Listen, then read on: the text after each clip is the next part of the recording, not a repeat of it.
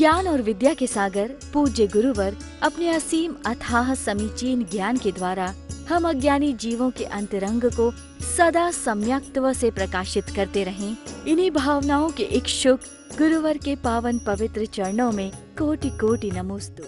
क्या है वो? अब आप कहोगे लटके हैं, लटके में कैसे सुख मिलेगा?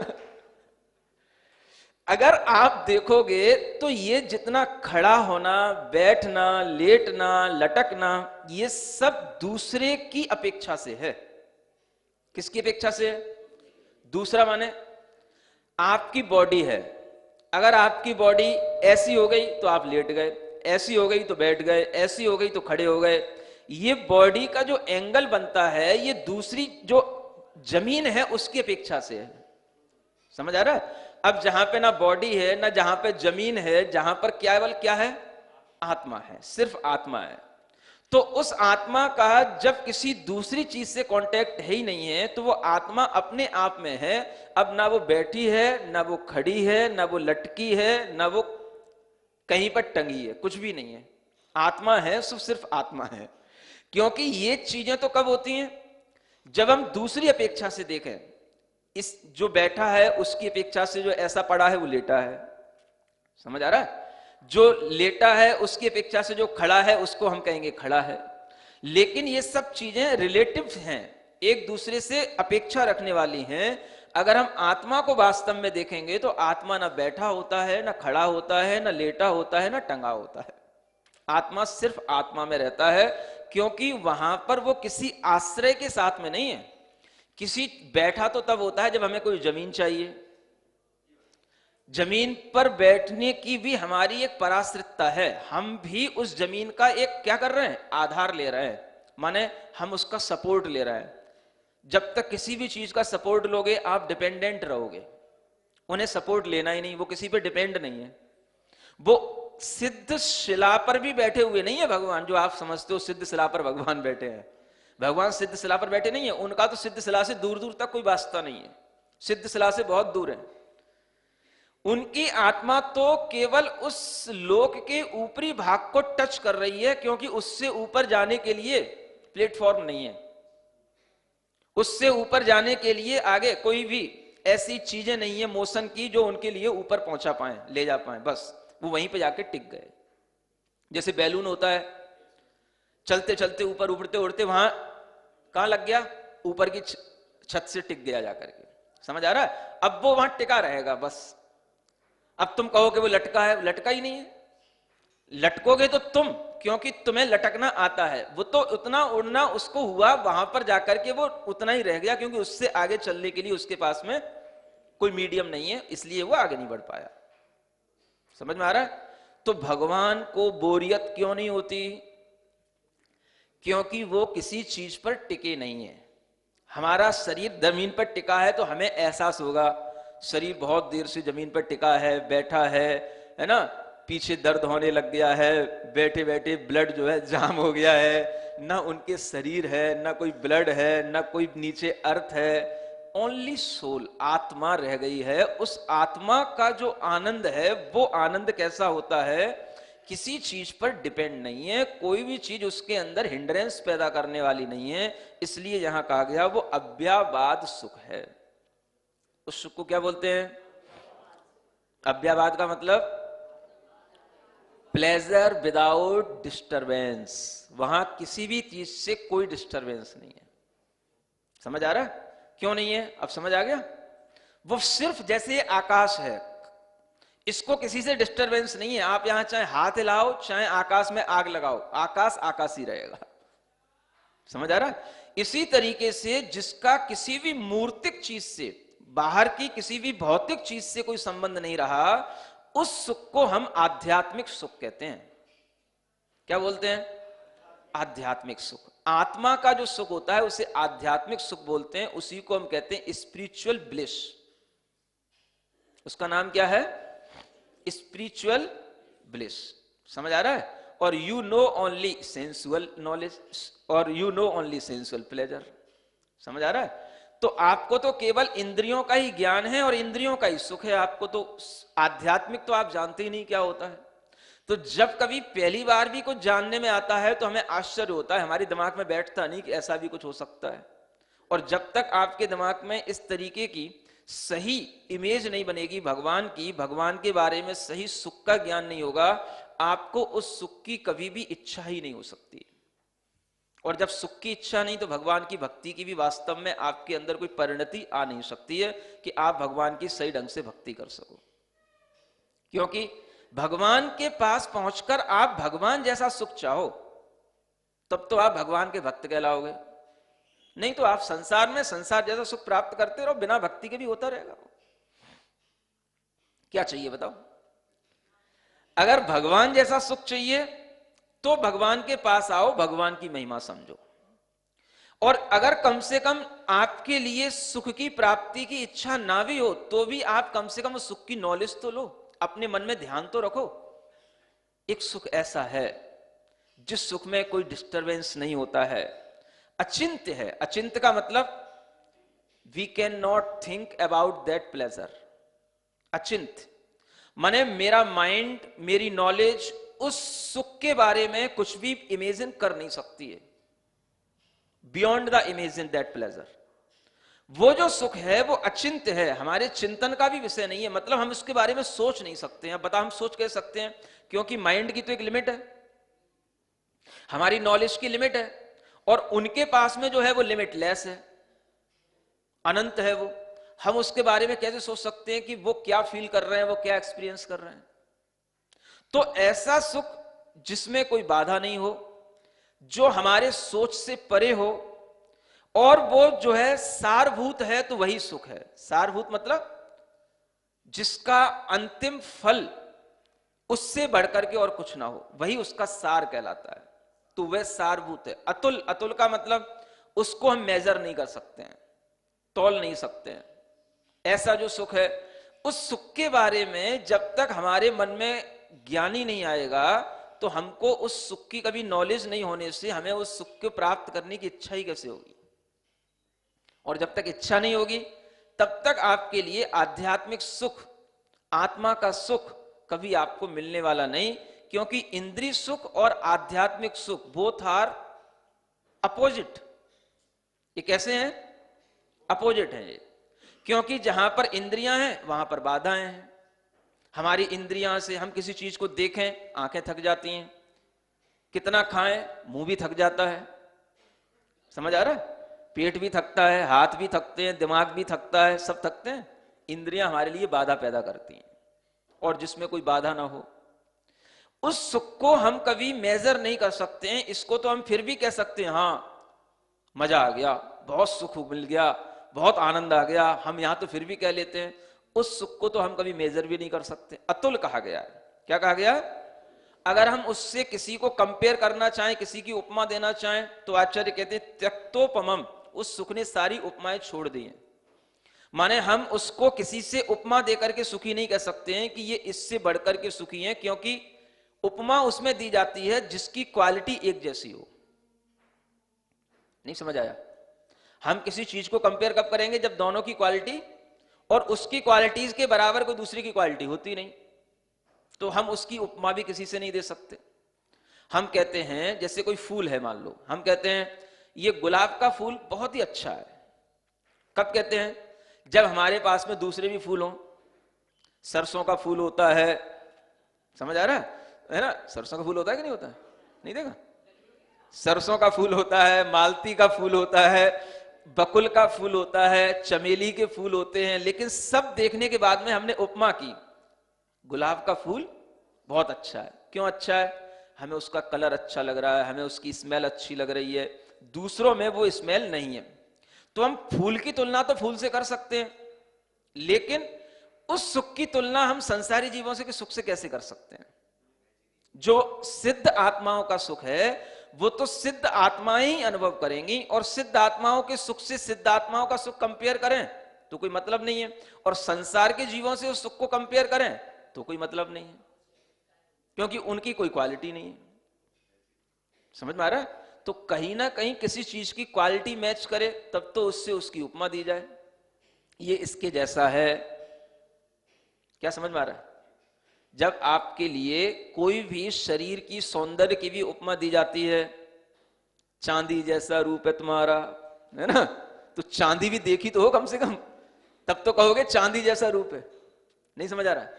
तो उपमा तब दी जाती है जब किसी चीज को आपने पहले देखा हो और वो चीज भी कहीं ना कहीं उसी से मैच कर रही हो।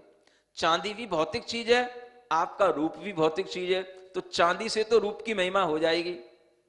लेकिन जो भौतिक नहीं है, जो आध्यात्मिक है, उसकी तुलना आप भौतिक से नहीं कर सकते हो। त्यक्तोपमम, इसलिए उसकी उपमा नहीं दी जा सकती। और कैसा है? शाश्वत। शाश्वत का मतलब ऑलवेज प्रेजेंट। समझ आ रहा है? कितना भी टाइम पास हो जाए, कितना ही टाइम उससे बीतता चला जाए, लेकिन उस सुख को कभी भी हम हटा नहीं सकते, उस सुख को हम कम नहीं कर सकते। वह सुख हमेशा वैसा का वैसा ही शाश्वत बना रहता है। इसी को एटर्नल बोलते हैं, हमेशा वैसा का वैसा ही बना रहना। दुनिया में ऐसी कोई चीज होती नहीं है जो एटर्नल हो। समझ आ रहा है? कोई चीज भी बता दो हमें। हर चीज का अपना रूप बिगड़ता है। अगर सूरज भी है तो सूरज भी सुबह कैसा दिखता है, दोपहर में कैसा दिखता है, शाम को कैसा दिखता है, वो भी 3 बार अपने फॉर्म चेंज करता है। समझ आ रहा है? कोई भी चीज दुनिया में एक जैसे अस्तित्व के साथ रहती ही नहीं है। क्या चीज रहेगी? वो सिर्फ आत्मा और आत्मा का सुख, और वो चीज वही होगी जो प्योर होगी। जिस चीज के अंदर किसी ने किसी भी तरह की कोई भी इंप्योरिटी बची नहीं शेष रखी होगी, वही प्योर चीज के अंदर ये शाश्वतता आती है। तो आत्मा के अंदर ये शाश्वत सुख इसलिए आ जाता है कि उस आत्मा के अंदर जितने भी इंप्योर करने वाली चीजें थी वो सब उसने छोड़ दी। इसलिए उस आत्मा के आध्यात्मिक सुख को प्राप्त करने के लिए हम भगवान के चरणों की स्तुति करते हैं। समझ आ रहा है? छोटा मोटा काम तो करना आता नहीं है जैन लोगों को। हाँ, अब आप समझ लो, आपका अगर माइंड इस बात पे मैच कर रहा हो तो आप भगवान के भक्त बन सकोगे। और अगर इतनी आपके माइंड का लेवल नहीं जा रहा है तो आप जहां हो वहां रहो, कोई आपसे मना तो कर नहीं रहा है, कोई जबरदस्ती आपको भगवान के चरणों में खींच तो रहा नहीं है। आप खींचना चाहो तो आ जाओ।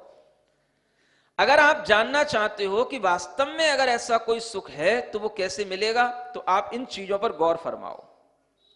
आपके लिए वह सोचने का विषय इसलिए नहीं है क्योंकि आप जो भी सोचोगे अपने लेवल से सोचोगे, जितनी आपके पास नॉलेज है उतनी सोचोगे, और वो बहुत बड़ी नॉलेज से बियॉन्ड चला गया वो चीज। जैसे कोई चीज स्पेस में चली जाती है तो फिर वहां पर जाकर के एक लेवल के बाद में वो चीज फिर वहां पर ओनली वो वहां पर फ्लो करती है बस। समझ आ रहा? वो केवल वहां पर तैरती है, ना वो वहां पर टिकी है, ना बह रही है, ना उठ रही है, बस वो वहां पर जैसी है बिल्कुल वेटलेस हो जाती है। अब आप वेटलेस कैसे होता है, आप उसको कहीं एज्यूम करना चाहो, कैसे कर लोगे? यहां बैठे बैठे कोई भी चीज आपको वेटलेस यहां जब तक नहीं मिलेगी तब तक आप उसका वेटलेस कभी महसूस नहीं कर पाओगे। आप अपने आप को कैसे महसूस कर लोगे? मैं वेटलेस हो जाऊं तो कैसा लगूंगा बताओ, कभी सोच के बताओ। जब तक आप अंतरिक्ष में पहुंचोगे नहीं, जब तक आप वेटलेस होगे नहीं, तब तक आपको वेटलेस का एक्सपीरियंस यहां बैठे बैठे आपकी नॉलेज से कैसे आ जाएगा? समझ आ रहा? एक एग्जांपल देने के लिए बता रहा हूं, समझाने के लिए। तो जब ये वेटलेस होने के लिए भी हमारे पास फीलिंग नहीं आती है, तो जिनके पास में वेट होने के लिए कोई भी चीज बची ही नहीं। वेट किसका होता है? बॉडी का होता है। समझ आ रहा है? क्योंकि बॉडी में ही बोन्स होती हैं, बॉडी में ही जो है ये सब फ्लैश होता है, बॉडी में ही सब ब्लड होता है। वेट तो इसका होता है, सोल का तो कोई वेट होता नहीं। समझ आ रहा है? तो जब वहां पर कोई वेट ही नहीं है, बिल्कुल वेटलेस वह आत्मा है, उस आत्मा के सुख की आप कैसे कोई कल्पना कर सकते हो? और वो कल्पना यदि हो सकती है तो शायद इस तरह से जो आपको नॉलेज दी जा रही है, इसी से ही आप कुछ थोड़ा सा सोच सकते हो। और अगर ऐसी सोच में आपके अंदर कोई ऐसी भावना आ जाए, श्रद्धा बन जाए, वास्तव में सुख मिले तो ऐसा मिले। समझ आ रहा है? ऐसा अगर आपके अंदर कोई इच्छा पैदा हो जाए, नहीं महाराज हमें तो यही सुख चाहिए जो आपने बताया है, अगर ऐसा आपके मन में भाव आ जाए तो मेरे पास आ जाना, फिर मैं आपको आगे के लिए कैसे सुख प्राप्त कर किया जाता है, फिर वो पूरी प्रोसेस आपको बताऊंगा। पहले आप सुख की इच्छा कर लो बस, अगर सुखी बनना चाहते हो तो, है ना। और कोई बड़ा काम करना है, बड़ा प्रोजेक्ट लगाना है, तो वो फिर लंबा टाइम लेता है, समझ आ रहा है। बड़ी बड़ी सड़कें बनाने में भी जब सालों लग जाते हैं, बड़ी बड़ी कंपनियां खड़ी करने में और मशीनें लगाने में भी जब सालों लग जाते हैं, बड़े बड़े प्रोजेक्ट, मतलब यहां से जैसे अंतरिक्ष में कोई भी ये सैटेलाइट छोड़ते हैं, सालों तक उसकी तैयारियां होती हैं, तब जाकर के उसका कुछ रिजल्ट आता है। तो अगर आप इतना बड़ा कोई भी अपने लिए कोई भी बीज बोना चाहेंगे या इतना बड़ा कोई सोच रखेंगे, तो आज शुरू करोगे तो कई जन्म लग जाएंगे। शुरू करना ही बड़ी बात है। क्या समझ में आ रहा? बड़ा कोई भी प्रोजेक्ट हाथ में लेना और फिर उसको शुरू करने की हिम्मत करना, उसको अपने ग्राउंड पे तैयार करने की मानसिकता बनाना बड़ी चीज है, छोटे मोटे लोगों का काम नहीं है, समझ आ रहा है। लेकिन अगर एक बार जो व्यक्ति तैयारी करने की मानसिकता बना लेता है, तो फिर बात वही आ जाती है, दुनिया की कोई भी चीज ऐसी नहीं है जो आदमी अचीव ना कर पाए। आदमी जो सोच लेता है वो कर लेता है। तो ये भी एक सोच है, ये भी एक करने की चीज है। अगर ये आप आज से शुरू करोगे तो आपको इसको भी करने में, फाइनलाइज करने में, इसको भी आपको कई जन्म लग जाएंगे। लग जाए कोई बात नहीं, करते रहेंगे। प्रोजेक्ट एक बार ऐसा बना लेना चाहिए कि जिससे कि फिर सारे के सारे प्रोजेक्ट छोटे पड़ जाए, समझ आ रहा है। सब सपने छोटे पड़ जाए उसके आगे, और हमें उस पर अपनी पूरी ताकत लगा देना है, क्योंकि वो चीज मिल गई तो बस फिर उससे बढ़कर के कुछ भी नहीं है। ऐसा सोचो, ऐसा मन के अंदर भाव लाओ, ऐसे सुख की कल्पना करो, तब आपका यह मनुष्य जन्म सफल होगा। क्योंकि मनुष्य तो सभी हैं, लेकिन आप कुछ विशिष्ट मनुष्य हो जो ये समझ सकते हो, सब नहीं समझ सकते हैं, समझ आ रहा है। सब समझने से पहले तरह तरह के आर्गुमेंट खड़े करेंगे, और वो आर्गुमेंट को ही सॉल्व करने में अपनी पूरी जिंदगी लगा देंगे, लेकिन कभी उनके अंदर सॉल्यूशन मिलेगा नहीं। ये आपके अंदर समझ सिर्फ इतनी सी बात से आ जानी चाहिए कि अगर संसार में सभी लोगों के लिए एक तरीके का सांसारिक सुख है, भौतिक सुख है, तो ये भौतिक सुख हमें थकाने वाला है, और इस भौतिक सुख से कोई भी संतुष्ट नहीं हुआ। कोई नहीं हुआ तो हम कैसे हो जाएंगे? हम भी उसी दौड़ में आगे आ जाते हैं। पहले भी हम दौड़ते रहे, अभी भी दौड़ रहे हैं, आगे भी दौड़ते रहेंगे। तो जो उस सुख में दौड़ रहे हैं उनको देख लो पहले। क्या कर रहे हैं हम? देख लो उनको, वो कहां तक पहुंच गए, उनका चेहरा जाकर के देख लो, उनसे मिल आओ। समझ आ रहा है? मैं तो मिल आया था, वो मिलके उनसे फिर मैं यहां पे आ गया। समझ आ रहा है ना? आप लोग कभी उनसे मिलके आ जाना, तो फिर आपके अंदर वो फीलिंग आएगी जो मैंने एक 4 लाइनें मैंने अपने पास्ट टाइम के एक्सपीरियंस के साथ में लिखी हुई थी। समझ आ रहा है? जिंदगी जिंदा कहां है, उसमें जो शुरू की 4 लाइनें हैं।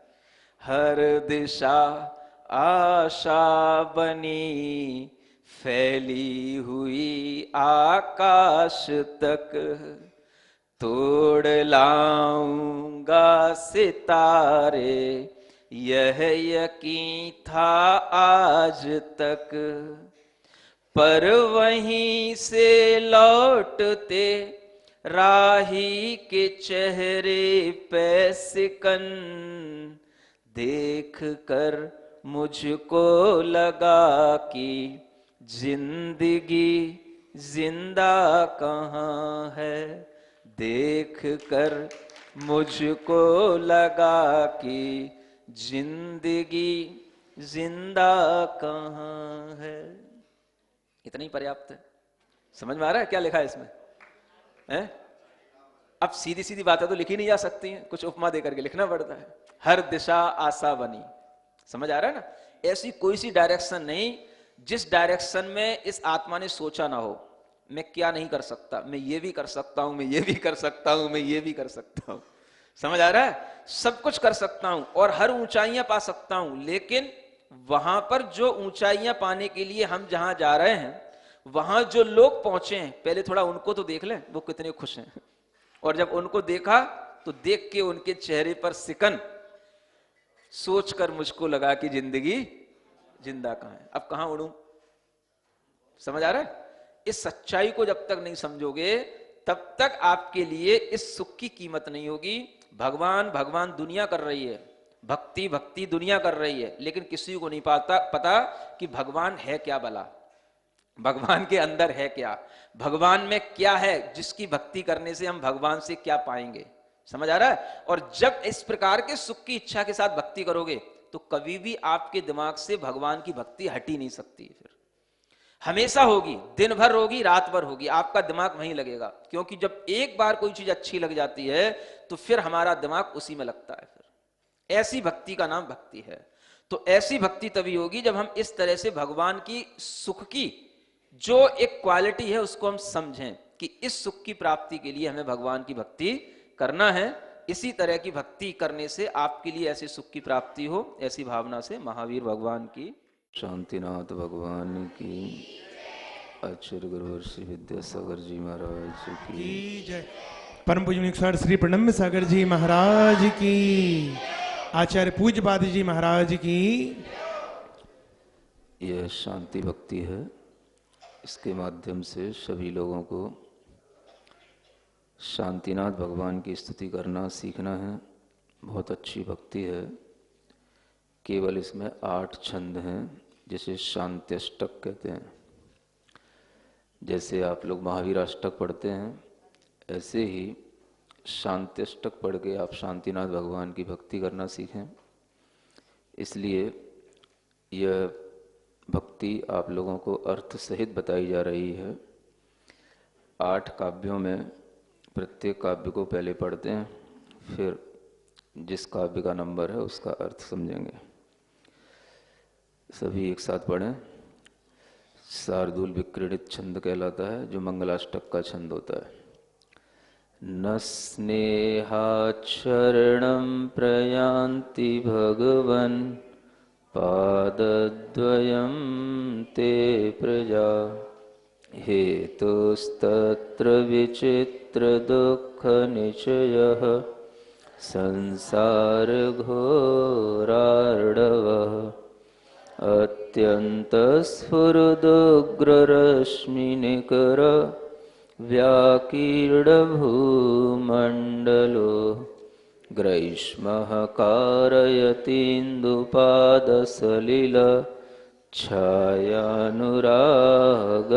रविः क्रुद्धाशीर्विशदष्टदुर्जयविष ज्वालावली विक्रमो विद्याभेषजमन्त्रतो यहवनैर्याते प्रशान्तिं यथा तद्वत्ते चरणारुणाम्बुजयुगस्तोत्रोन्मुखानां नृणां विघ्नाः कायविनायकाश्च सहसा शाम्यन्त्यहो विस्मयः सन्तप्तोत्तमकाञ्चनक्षितिधर श्रीस्पर्धिगौरद्युते पुंसां त्वच्चरणप्रणामकरणात् पीडाः प्रयान्ति क्षयम् उद्यद्भास्करविस्फुरत्कर्षत व्याघातुनिष्कासिता नानादेहि विलोचनद्युतिहरा शीघ्रं यथा त्रैलोक्येश्वरभङ्गलब्धविजया दत्यन्तरौद्रात्मकान् नानाजन्मशतान्तरेषु पुरतो जीवस्य संसारिणः को वा प्रस्खलतीह केन विधिना कालोग्रदावानलान् न स्याच्चेत्तव पादपद्मयुगलस्तुत्यापगावारणं लोकालोकनिरन्तरप्रवितत ज्ञानैकमूर्ते विभो नानारत्नपिनद्धदण्डरुचिर श्वेतातपत्रत्रय त्वत्पादद्वयपूतगीतरवतः शीघ्रं द्रवन्त्या मया दर्पाद्मात् मृगेन्द्रभीमनिनदात् वन्या यथा कुञ्जरः दिव्यस्त्रीनयनाभिरामविपुल श्रीमेरुचूडामणे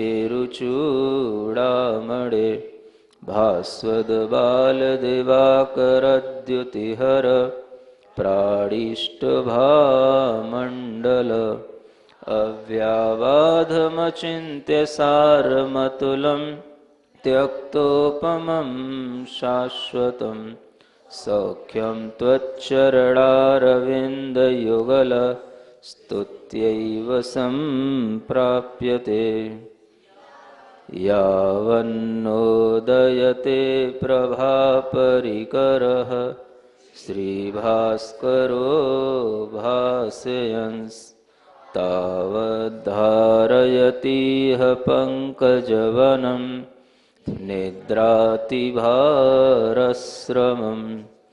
यावत्त्वच्चरणद्वयस्य भगवन् न स्यात् प्रसादोदयस्तावज्जीवनिकाय एष वहति प्रायेण पापं महत् शान्तिं शान्तिजिनेन्द्रशान्तमनसस्त्वत्पादपद्माश्रयात् सम्प्राप्ताः पृथिवीतलेषु बहवः शान्त्यर्थिनः प्राणिनः कारुण्यान्मम भक्तिकस्य च विभो दृष्टिं प्रसन्नां कुरु त्वत्पादद्वयदैवतस्य गदतः शान्त्यष्टकं भक्तितः। यह शांतिनाथ भगवान की 8 छंदों में स्तुति की गई आचार्य पूज्यपाद महाराज के द्वारा। और यह स्तुति बताया जाता है कि एक बार उनकी आँखों में कुछ ऐसा रोग हो गया था जिसके कारण से उन्हें दिखना बंद हो गया था। तो भगवान शांतिनाथ की इसी स्तुति के माध्यम से उन्होंने अपने रोग को ठीक करके यह स्तुति लिखी थी। सुन रहे हो? क्या करना है तुमको? जब भगवान की स्तुति करने से इस तरह के रोग ठीक होते हैं, इसका वर्णन 8वें काव्य में किया गया है। अभी आपको 7वें नंबर के काव्य का अर्थ बताना है। यावन न उदयते प्रभा परिकरः श्री भास्करो भास्य। भास्कर जानते हो? सूर्य को कहते हैं। जब तक सूर्य का उदय नहीं होता तब तक क्या रहता है? तावत धारयतीह पंकज वनम निद्राति भारश्रमम। जो कमल होते हैं, पंकज होते हैं। पंकज माने किसी के पापा का नाम तो नहीं है? हो भी तो कोई बात नहीं है ना। उनको भी ये बताना कि वो कमल व पंकज तब तक सोते रहते हैं जब तक कि सूर्य का उदय नहीं हो जाए। निद्राति भारश्रमम, है ना। निद्रा के अति भार का श्रम धारण किए हुए बिल्कुल बंद से मुरझाए से पड़े रहते हैं। लेकिन जैसे ही सूर्य का उदय होता है तो वह कमल खिल जाते हैं। और जब कमल खिलता है तभी वो कमल कहलाता है, क्योंकि कमल का खिलना ही उसकी वास्तविकता है, उसकी वस्तु स्थिति है। जो खिलता नहीं उसको कमल कैसे कहा जाएगा? क्या सुन रहे हो? कमल उसी को कहेंगे ना जो खिलता है। आप कहो दीपक है, आपने दीपक का दिया ले लिया और दीपक के दिए में आपने बत्ती भी लगा दी और कहो दीपक है, क्या करेगा दीपक? दीपक कब कहलाएगा? जब उसको जलाया गया हो, उसमें प्रकाश आ रहा हो, तब तो दीपक है। बाती बुझी पड़ी है, उसको हमने प्रकाशित किया नहीं, उससे कुछ दिखाई दे नहीं रहा, तो वो दीपक कहलाएगा? नहीं कहलाएगा। दीपक होते हुए भी वो दीपक कब बनता है? जब उसमें प्रकाश आ जाता है, बाती जल जाती है। कमल होते हुए भी कमल तब कहलाता है जब वह खिल जाता है। इसी तरीके से जैन होते हुए भी जैन तब कहलाता है जब उसके अंदर जिनेंद्र भगवान के प्रति भक्ति आ जाती है। समझ आ रहा है? वैसे तो क्या है, जैन है। जैन होने का मतलब क्या है? बस ऐसे ही समझ लो, दीपक भी रखा है, बाती भी रखी है, फिर भी उसको दिया नहीं कहा जाएगा क्योंकि वो जल नहीं रहा। कमल भी है, पंखुड़ियां भी हैं, लेकिन सब बंद पड़ी हैं, खिल नहीं रही हैं, तब तक उसको फूल नहीं कह सकते। इसी तरीके से जिन जैनों के अंदर भगवान की भक्ति नहीं होती वो मनुष्य तो हैं, शरीर से जैन तो हैं, कुल से जैन तो हैं, लेकिन बिना भगवान की भक्ति किए हुए वो कभी जैन नहीं हो सकते। सुन रहे हो? आप लोग सब जैन बन गए ना, क्योंकि भगवान की भक्ति कर रहे हो। भगवान की भक्ति करने का यहाँ ये परिणाम बताया जा रहा है कि ये एक निद्रा है। जैसे निद्रा के भार से दुनिया का जितना भी वन समूह है, उस वन में जितने भी फूल होते हैं वो फूल तो अनेक हो सकते हैं, लेकिन सूर्य तो एक होता है।